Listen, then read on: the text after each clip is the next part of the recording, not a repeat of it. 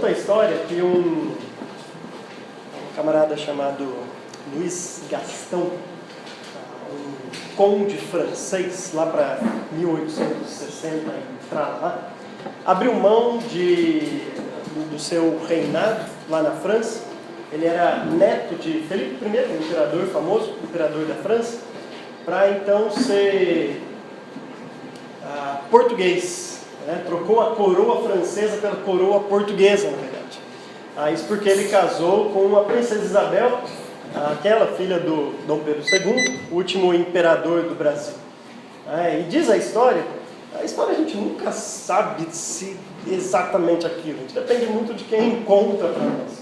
Mas diz a história que quando ele estava saindo de lua de mel, navegando por algum outro país que não o Brasil, né, morava aqui no Brasil com sua esposa, a princesa Isabel, os paraguaios invadiram lá o Mato Grosso e Mato Grosso do Sul, aquela região ali que tem fronteira, e estavam naquela guerra, a Guerra do Paraguai, e aí Dom Pedro II telefonou, mandou um recado, né, para ele, na época tinha telefone, mandou um recado e ele voltou às pressas da sua lua de mel. Isso porque ele era conhecido por algumas estratégias duras de guerra, né, aquelas coisas que quem era do seu exército nem sempre gostava. E uma delas, diz a história, que ele acordava, um dos primeiros a acordar lá no acampamento do exército, e saía puxando as barracas, ou derrubando as barracas dos seus soldados, para que eles também acordassem cedo. E diz a história que é daí que vem aquela famosa expressão que nós usamos, chutar o pau da barraca. Diz que é dessa história, a gente nunca sabe o início desses termos, dessas terminologias que a gente usa. Mas dizem que é dessa história que veio o nosso famoso, né, a nossa famosa expressão chutar o pau da barraca. O que é essa expressão chutar o pau da barraca? Chutar o pau da barraca é quando você cansou de fazer tudo certinho. Quando você cansou de ir por meios certos, lícitos, você cansou daquilo que você está fazendo e aí você fala, quer saber? Vou chutar o pau da barraca. Vou mesmo fazer aquele jeito, vou me entregar, não estou nem aí mais, e aí você perde a noção, o sentido, a sobriedade e começa a fazer um monte de loucura. A gente está analisando o livro de Eclesiastes. E Salomão está buscando um sentido, um significado para a sua existência. Ele está olhando para as opções que tem diante dele, e diante dessas opções que estão na presença dele, ele tem que buscar aquilo que dá sentido, aquilo que traz um significado para a sua existência. E agora Salomão vai chutar o pau da barraca. Eclesiastes capítulo 2, versículo 12.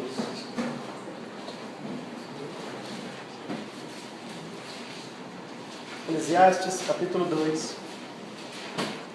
versículo 12.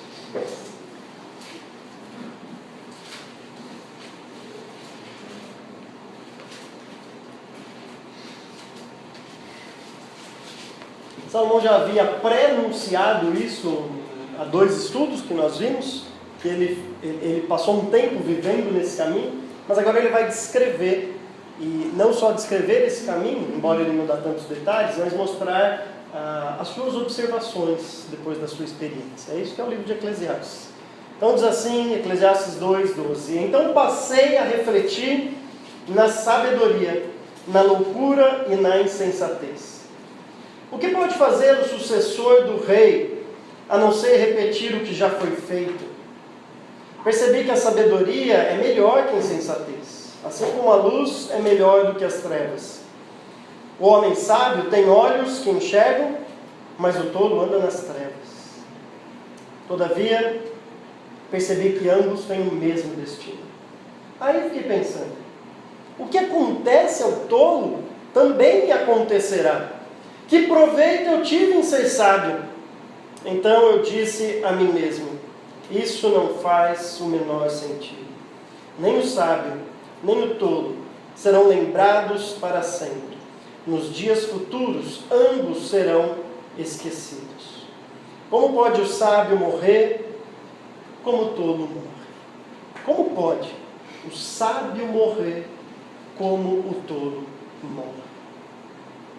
Então Salomão já está mostrando para nós desde o início que naquela busca por sabedoria ele resolveu por um tempo na sua vida chutar o pau da barraca. A gente já viu há 2 estudos que a primeira fonte onde ele foi buscar um significado para a vida, aquilo que se aproximou muito da filosofia grega, que veio um pouco depois do estoicismo, né, os estoicos que buscavam na sabedoria. Aí uma vida regrada, aí bonitinha, um significado para a sua existência. E claro, assim como os gregos, Salomão também chega na mesma conclusão, isso não faz sentido. Isso não dá significado para a nossa existência. Não é aí que mora a razão do nosso ser. O que move porque nós existimos e tudo mais. Não é na sabedoria por si mesma. Depois Salomão vai se aproximar dos epicureus, também uma filosofia grega um pouquinho depois, quando ele tenta buscar pelo prazer. E agora aqui parece que ele faz uma ressalva. Salomão é mais cuidadoso aqui nas suas palavras. A gente percebe que ele tem uma preocupação em mente. Porque Salomão está mostrando uma filosofia de vida e ele está rebaixando a sabedoria por ela mesma como uma forma de dar significado à sua existência, mas ele está preocupado com uma pessoa, o sucessor do rei que está lendo isso. Então perceba que ele fala assim, então passei a refletir, refletir não seria exatamente a palavra. A RA traz considerar, mas também considerar não é exatamente uma palavra adequada para traduzir esse verbo hebraico. Porque lembra, a ideia da experiência. Porque refletir e considerar parece que é antes de fazer alguma coisa. Você está considerando fazer aquilo. E não é isso que Salomão está falando aqui. Salomão está falando assim, então eu comecei a andar por esses caminhos. Então ele começa a andar por aquilo que ele já estava fazendo, o caminho da sabedoria, mas agora ele acrescenta 2 outras palavras. Loucura e insensatez. Vale a pena a gente lembrar algo que eu já disse aqui, que loucura no Antigo Testamento não é uma deficiência mental. Não é alguém que é louco mentalmente e precisa ir para um hospício. Loucura é uma depravação moral no Antigo Testamento. Quando o hebraico traz essa palavra, eu fui pelo caminho da loucura, não é o caminho de alguém que tem um problema mental, é um caminho de alguém que está se afastando dos preceitos de Deus. Então nós estamos falando que o rei de Israel, Salomão, na busca por significado, chutou o pau da barraca. Falou, quer saber? Se não há significado aqui, ali, está difícil achar isso, eu vou mesmo me entregar.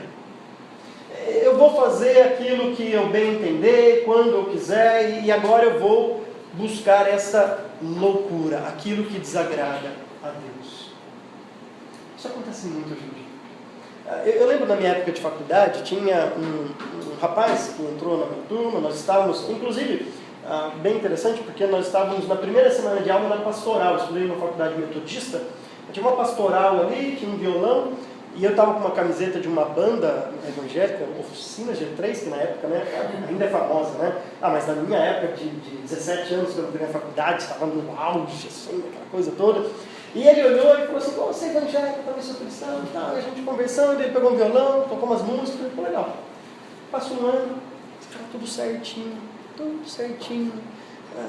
Dava, sabe aqueles engomadinhos, camisa polo, até fechado aqui no botão, bem bonitinho, assim, tudo mais. Passa o primeiro ano de faculdade. Chega no segundo ano de faculdade, começa a conversar com esse cara e ele começa com umas ideias marxistas, esquisitas. E daqui a pouco a gente pensa que ele está usando droga, e daqui a pouco ele está traindo a namorada, e daqui a pouco ele está fazendo coisas que nem vale a pena descrever. As pessoas parecem que uma hora da sua vida elas cansam de ser corretas, de ver uma vida certa. E na busca por significado, elas pensam, será que o significado não está no outro extremo? Será que se eu não jogar tudo para o alto e me entregar para aquilo que a minha carne deseja, será que não vai passar um tempo e eu vou encontrar prazer e significado nessas coisas?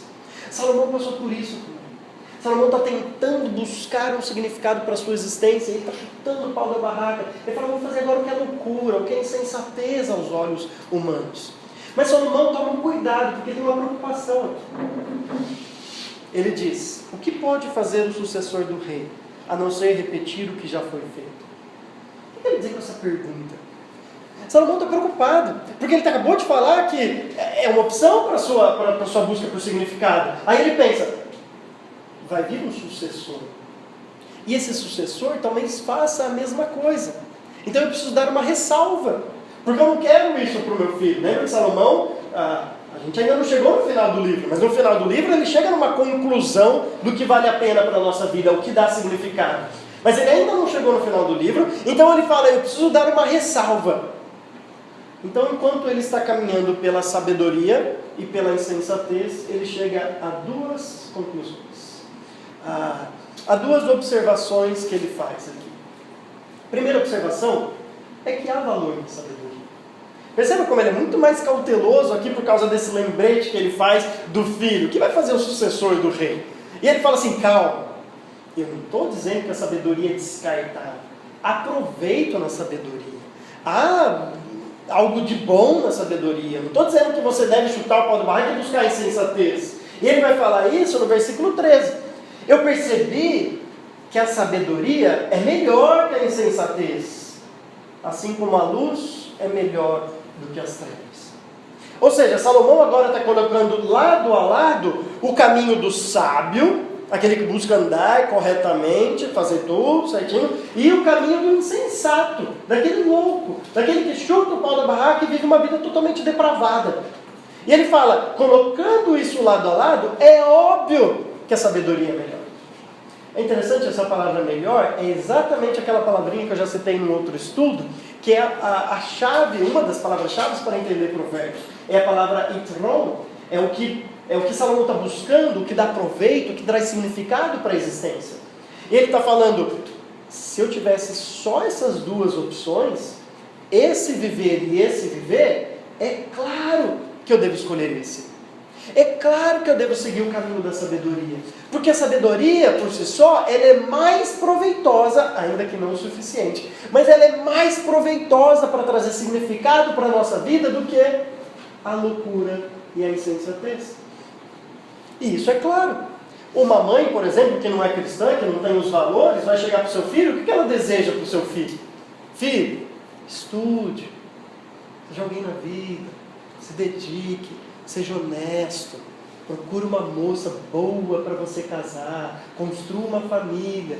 Você já viu uma mãe que chega para o filho e fala assim, filho, aproveita a vida, filha, use o máximo de droga que você puder na sua vida. A vida é curta, filho.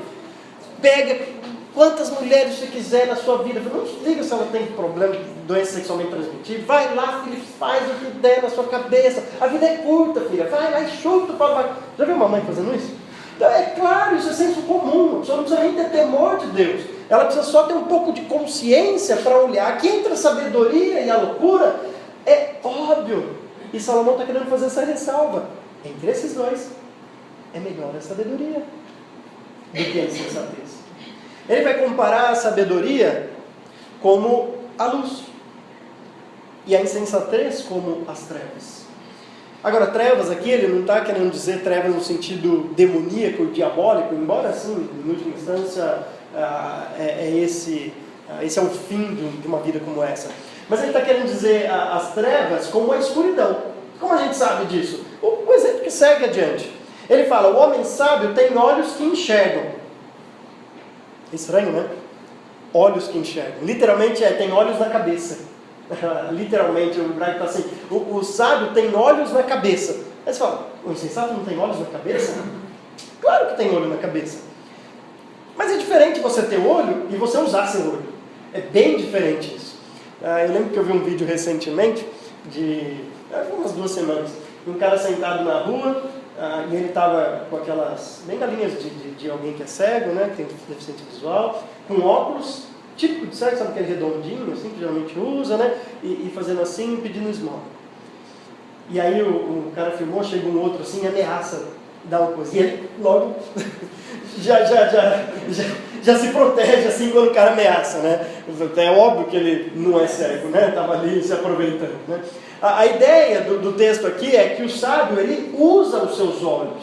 Ele aproveita do benefício dos seus olhos. É a mesma coisa que Jesus fala lá, aquele que tem ouvidos para ouvir, ouça.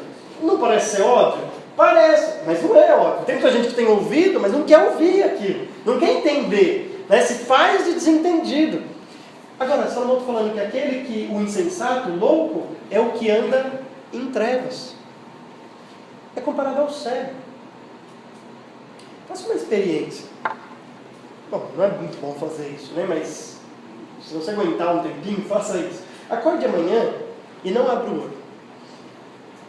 Levante, vai até o banheiro, escovar o dente, lave o rosto, vai até a cozinha, tenta fazer café. Tenta fazer essas coisas andando na escuridão. Bom, assim que você chutar o dedinho no pé da cama, você já vai desistir de uma experiência como essa. Aí você vai ver que como é ruim não poder enxergar. Como é ruim andar em trevas. Essa Salomão está falando, é exatamente isso, aquele insensato, o louco. Para isso ele vai usar uma palavra, quando ele fala no versículo 14, o homem sábio tem olhos que enxergam, mas o tolo anda nas trevas. Ele vai usar essa palavrinha tolo, que aparece 49 vezes no livro de Provérbios.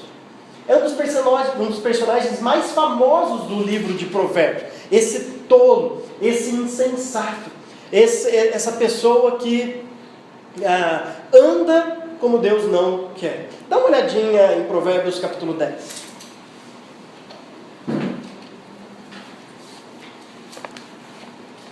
Provérbios capítulo 10, versículo 1.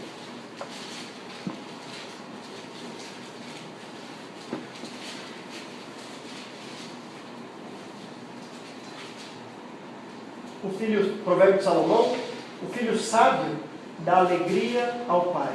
O filho tolo dá tristeza à mãe. Versículo 23. O tolo encontra prazer na má conduta, na insensatez, na loucura. Mas o homem cheio de entendimento deleita-se na sabedoria. Provérbios 13, versículo 19.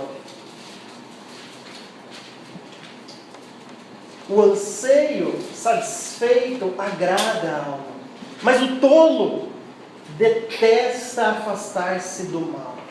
Detesta, ele gosta de ficar pertinho do mal. Versículo 20. Aquele que anda com os sábios será cada vez mais sábio, mas o companheiro dos tolos acabará mal.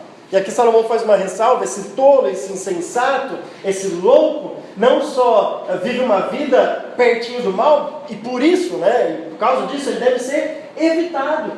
Ninguém é doido de andar com uma pessoa como essa. Ou você acha que você vai acabar bem tendo um tolo, um insensato na sua companhia, alguém que resolveu chutar o pau do barraco. Provérbios 18,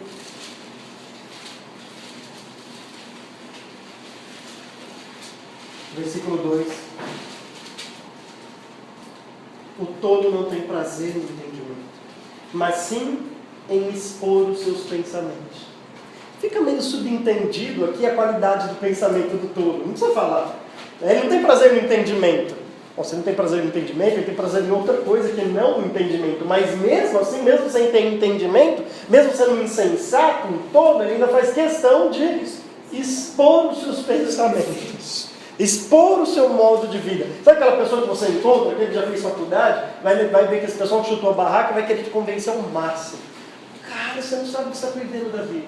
Não tem entendimento nenhum, ele está pertinho do mal, é insensato ficar do lado dele, mas o que ele vai fazer é isso. Você não sabe o que você está perdendo para a sua vida. Você não sabe como eu estou feliz vendo uma vida dessa. Converse com essa pessoa daqui 5 anos. Converse com essa pessoa daqui 10 anos. Tem um amigo da igreja que eu era, que graças a Deus, Deus transformou toda a sua vida. Mas ele fala para mim: a maioria dos meus amigos da minha adolescência ou estão presos, ou morreram. Esse é o fim do insensato, daquele louco, daquele que resolve viver longe dos caminhos de Deus. Volte para Eclesiastes capítulo 2. Então essa é a primeira observação que Salomão faz Salomão está falando entre a sabedoria e a insensatez. Obviamente, escolha a sabedoria. Viva uma vida sábia, correta. Agora, a segunda observação, Salomão vai falar: lembre-se que essa vida de sabedoria é insuficiente. Ela deve ser vivida se você só tem essas duas opções. Mas o fato é que nós não temos só essas duas opções. Isso porque a sabedoria aqui, e aliás já deu para ver que é a tônica do início de Eclesiastes, está faltando um elemento que lá em Provérbios, esse tolo, onde ele discorre desse assunto do sábio e do tolo, ele já parte desse pressuposto quando ele coloca lá em 1:7 um elemento que falta aqui em Eclesiastes. E eu lembro que eu já falei para vocês que Eclesiastes e Provérbios têm a mesma mensagem, só que eles chegam de um jeito diferente. Provérbios já fala: o temor do Senhor é o princípio da sabedoria. No capítulo 1, versículo 7. Então toda a sabedoria de Provérbios é baseada no temor do Senhor. Eclesiastes faz diferente. Eclesiastes está buscando o que o mundo pode oferecer de significado, as opções que tem diante de nós de significado, para depois chegar e falar diante de todas essas, nenhuma delas faz sentido, a não ser que você tema o Senhor. Capítulo 12 de Eclesiastes. Nós terminaremos a série falando sobre isso. Então, quando ele está falando que a sabedoria não é suficiente, Salomão está pensando a sabedoria por ela só. Lembra que eu já expliquei para vocês? Sabedoria para o judeu não é o conceito grego do filósofo. Sabedoria é aquele jeitão de viver correto, certo. Tem muita gente certa, correta, que não é cristã. Tem muita gente certa. Lá em Romanos, capítulo 1, Paulo vai descrever, quando a gente está dando evangelismo para alguém que nunca leu a Bíblia, isso aconteceu recentemente com a gente, ali não vai lembrar, a pessoa perguntou para a gente assim, eu falei, pergunta, quando a Bíblia foi escrita? Porque é impressionante, ela ficou impressionada como é atual. Né? No caso, a gente estava lendo Gênesis, capítulo 1, 2, 3, mostrando ali o pecado, o que seduziu Eva ao comer o fruto. Ela falou assim, impressionante como descreve a nossa sociedade. E Romanos 1 ainda mais descreve a nossa sociedade. E descreve mesmo como é o ser humano, desde lá da queda até os nossos dias, de uma maneira muito sombria. Com depravações, com fornicações, com assassinato, com diversos tipos de pecado. Pecados que deixam a gente até assustado quando a gente lê.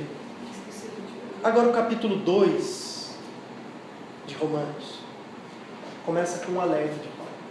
E ele fala assim, você que julga os outros, acha que você é indesculpável? O que Paulo está querendo dizer com isso? Paulo fala, você acha que você, um moralista, você acha que você, um moralista, alguém que quer viver uma vida corretinha, tudo certinha, a parte de Deus, mas quer viver uma vida corretinha e olha para o outro que vive uma vida totalmente depravada, você acha que você é indesculpável? Paulo sabe que existe essa possibilidade. Paulo sabe que tem aqueles que resolvem não matar, não roubar, não mentir. Existem descrentes que fazem isso. Agora, tanto Paulo vai falar lá em Romanos que é insuficiente, quanto Salomão vai falar aqui. Esse estilo de vida, por mais correto que seja, por mais louvável que seja alguém que não mente, alguém que vive uma vida corretinha, alguém que tem que ser um marido bom, às vezes alguém que tem que ser uma esposa boa, por mais louvável que seja isso, ainda assim não é suficiente. Por que não é suficiente? É isso que Salomão vai falar na metade do 14 em diante. Ele diz assim, todavia, percebi que ambos têm o mesmo destino. Aí fiquei pensando, o que acontece com o tolo também lhe acontecerá. Que proveito eu tive em ser sábio? Então eu disse a mim mesmo, isso não faz o menor sentido. Por mais que essa pessoa vive uma vida correta, decide viver uma ética mais elevada, uma moral mais elevada, mesmo que ela resolva isso, sabe o que vai acontecer com ela um dia? Ela vai morrer. Talvez ela morra amanhã. Agora, sabe o que acontece com aquele depravado, louco, insensato? Sabe o que acontece com ele depois de um tempo? Ele vai morrer. Agora, Perceba bem que esse texto não está tratando da realidade de Deus na vida da pessoa. Ele está buscando uma solução à parte do que Provérbios ele vai falar, o temor do Senhor, à parte disso. E se a gente viver uma vida totalmente desregrada, louca, insensata, ou uma vida corretinha, à parte de Deus, Salomão está olhando para as duas e fala assim, tudo bem, aquele ali é um pouco melhor, mas no fim das contas, nenhum traz significado para a sua existência. Nenhum. Porque nenhuma e nem outra faz alguma diferença na sua vida após a morte.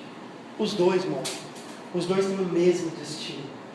E Salomão chega ao ponto de falar, e ele se inclui naqueles que estão com uma vida sábia. Parece que ele caminhou para os dois, e depois dessa conclusão, ele fala, eu vou correr para cá, para a vida de sabedoria. Mas daí ele fala, o que acontece com o tolo também lhe acontecerá. A gente vê que Salomão decidiu viver uma vida correta e sábia. Agora ele olha para isso e fala assim, o cara que está lá totalmente depravado, fazendo o que dá na telha, chutou o pau da barraca, ele vai morrer. Mas eu também vou morrer. Do que lhe adiantou então viver uma vida correta? Uma vida certa diante, aqui não é diante de Deus, mas uma vida correta e certa. Versículo 16 ele diz, nem o sábio, nem o tolo serão lembrados para sempre. Nos dias futuros, ambos serão esquecidos.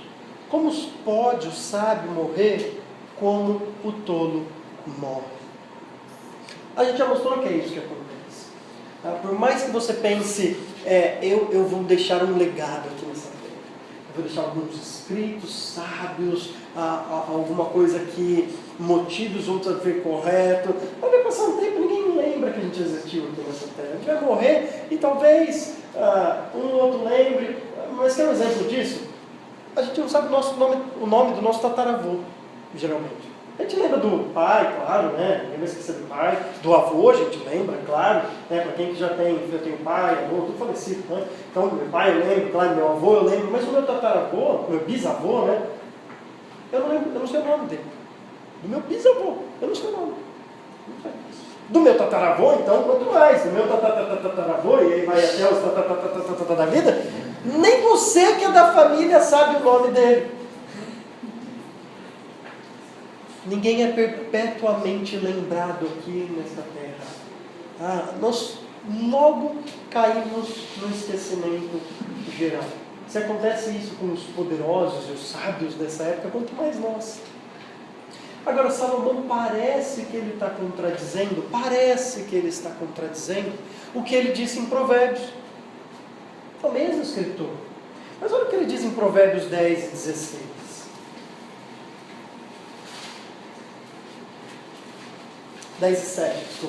Provérbios 10 e 7.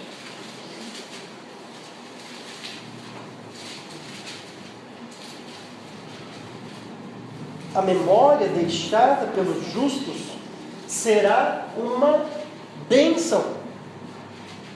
Provérbios 10 e 7. A memória deixada pelos justos será uma bênção, mas o nome dos ímpios apodrecerá. Lá em Provérbios, Salomão está falando assim, que há uma diferença na memória, no nome do justo e do ímpio.